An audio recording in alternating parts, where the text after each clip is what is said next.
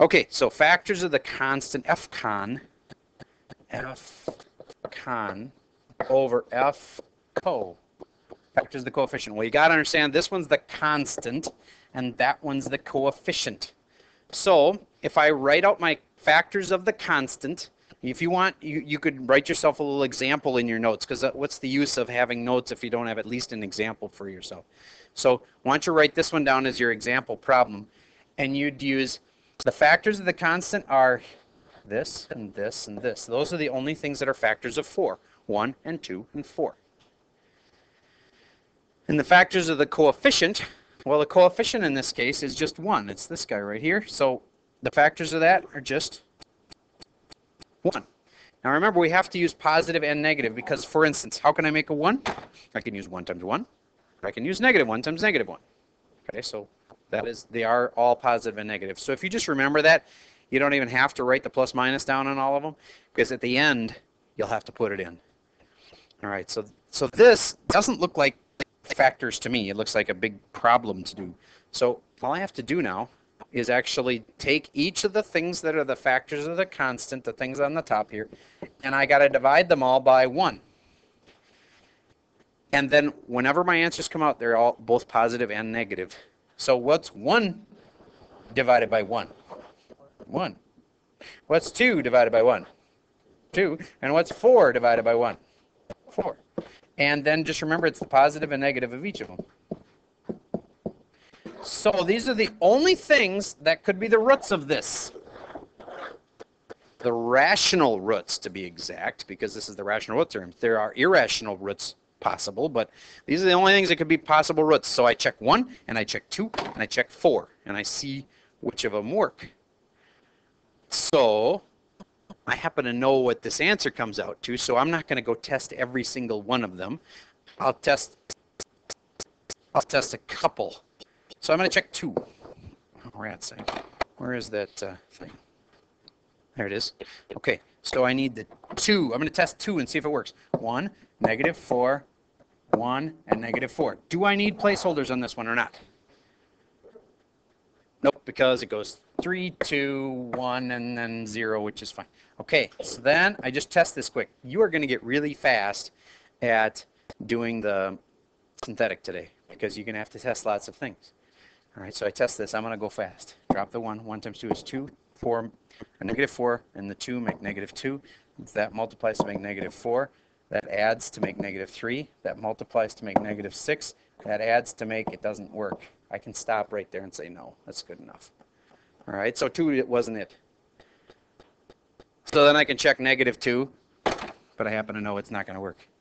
So I'm going to jump right to the one I think works. What do you guys think works? If it's 1 or 2 or 4, what's your guess? All right, I'm going to test 1. 4? Okay, test 4. Look at all those 4s in the problem. Does that give you a hint that it might be a 4? All right. So we test a 4. 1 drops. 1 times 4 is 4. Add them, 0. Multiply them, 0. Add them, 1. Multiply them, 4. Woohoo! Now, is that why you switched to 4 the last second? Because you realized, ooh, look at all the 4s and the 1s and 0s in there. Yeah, it makes sense.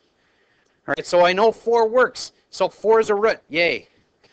But the problems aren't done there. Once you know that 4 is the root, then you have to interpret it, and you write down what it was. Well, then this part here meant x minus 4, and this part here meant, drop the 1 down, there's 0 x's, and there's 1 x squared. And there's my answer. And am I done now? No. We got to go a little farther.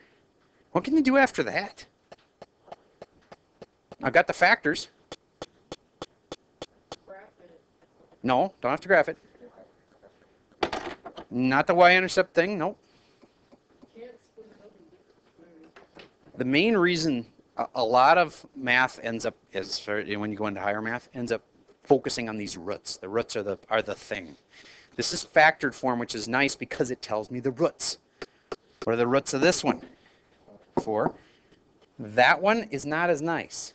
If you remember, you had to set these up, go x squared plus 1 equals 0, and solve it. X squared equals negative 1, square root of both sides. Anybody remember what the square root of negative 1 is? I. And then, do you remember when you do the absolute value here, that your final answer is x equals plus or minus I? All right, so that's your final answer. You started with just an equation. This helps you to figure out what the possible roots are, and we figured out that they were either 1 or 2 or 4.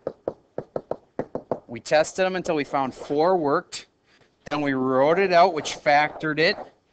And then we can solve these so that we find the actual roots. 4 and plus or minus I. That's 3 roots. Does that match up with the fact that the equation had a 3 right there? Yes, it does. This is why when you get to higher level math, they like fill up an entire blackboard in college with one problem. So we started with, and I actually have another whole slide before this where we were starting on this one. So yeah, it takes a lot of stuff to do for one problem. But thankfully there's only 6 problems for homework. So let's do one from start to finish here and make sure you get that. And then we'll have your little homework quiz, and then you can have your homework the rest of the time for homework. All right. Wait a minute. Where's another one I can test? All right. Let's do this one right here. Number 1. From start to finish. Look for the things that could possibly be roots. Test them. See which one of them is a root. Once you find a root, then find the factors for it and find all the roots, including any imaginary roots that you'd have. All right, so how do I start? Mr. Burley, do you remember from your notes what the little snappy thing I do to find the factors? Fcon, Fco. All right. What is the factors of the constant? 5 and 1. And factors of the coefficient? 1. And plus or minus on each. Then take the 5 divided by the 1, and I get 5, and I take the 1 divided by the 1, and I get 1, plus or minus 5, and plus or minus 1. So I got to test 4 things, unless I find it earlier, if I happen to get lucky.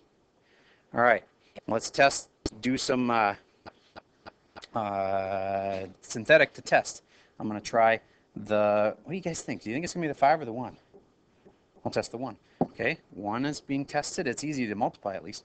And then I do 1, -3, 2, and 5. And I draw the line, bring down the 1. 1 times 1 is 1, -3, -3, -1, and 1, and it didn't work. Dang, didn't work. Okay, should we try -1? Okay, and I drop this down, still is 1. 1 times -1 is -1. And Adam makes -4, and -4 times -1 makes +4. Add them, 6, multiply them, -1, no, -6, and 5, oh, so close, but it didn't work. So that didn't work either. So it wasn't the ones. Let's try 5 or -5. What do you think it is? -5. Has anybody actually tested it and made sure it worked? Well, let's... Okay, and so I drop this down, make 1. 1 times -5 is -5. -3 times -5 is 15. 15 times... Uh-oh, sorry, thank you. -8 times 5 is still getting to be awfully big here. That's not going to work. So is it possible you sometimes come out with one that just doesn't factor? Does everything always factor? No. But if it was going to factor, then these would have been the only things that were possible. All right. So, promise you, on the ones you have for your homework, that we didn't do any of them where they don't work. We did all of them where it will work. And once it did work, you just have to write your factors for it, like x plus 5, and then, 1x squared minus 8x plus 42, that kind of thing. You write this out, and then you tell me the roots of it, real or imaginary. Okay, that's homework for today. I'll hand it out. And I'll also give you that homework quiz.